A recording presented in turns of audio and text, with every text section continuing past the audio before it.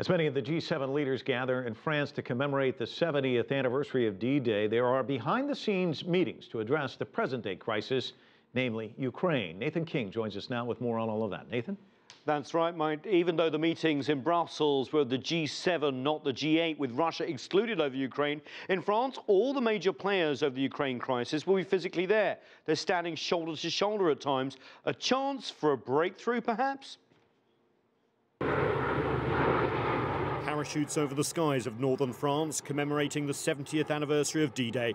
But as leaders gather for this very public display of remembrance, it will be behind the scenes where much of the talk about Europe's present and future will happen. Arriving in Europe, US President Barack Obama held out the prospect of a face-to-face encounter with his Russian counterpart.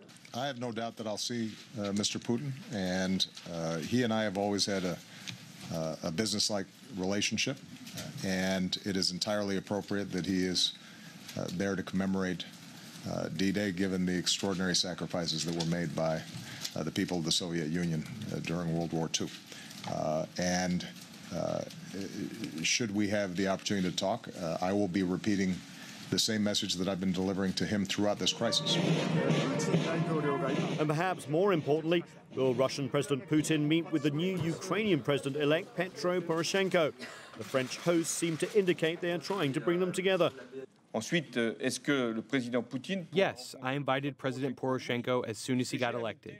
I invited him especially in order for him to be there, as he represents the people of Ukraine, who suffered a lot during the Second World War. So he will be here next to President Putin.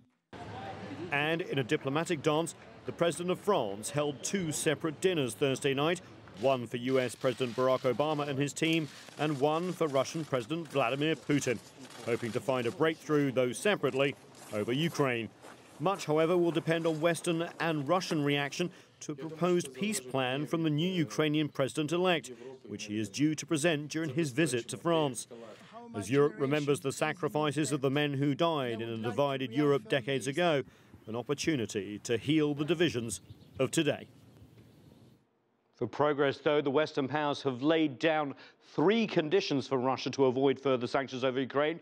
For one, recognize Petro Poroshenko's election as the new leader in Ukraine. Two, stop arms crossing the border. And three, cease support for pro-independence groups in eastern Ukraine. If that does not happen, Western leaders have said that sanctions against specific sectors of the Russian economy will follow. Though interestingly, Mike, one of the conditions not mentioned was the situation in Crimea. The region, of course, joined Russia and the Western powers, and Ukrainian leaders have long insisted Russia renounce its union. But we are seeing, potentially by leaving it out, outlines of a possible deal over Ukraine. Interesting. All right, thanks so much, Nathan.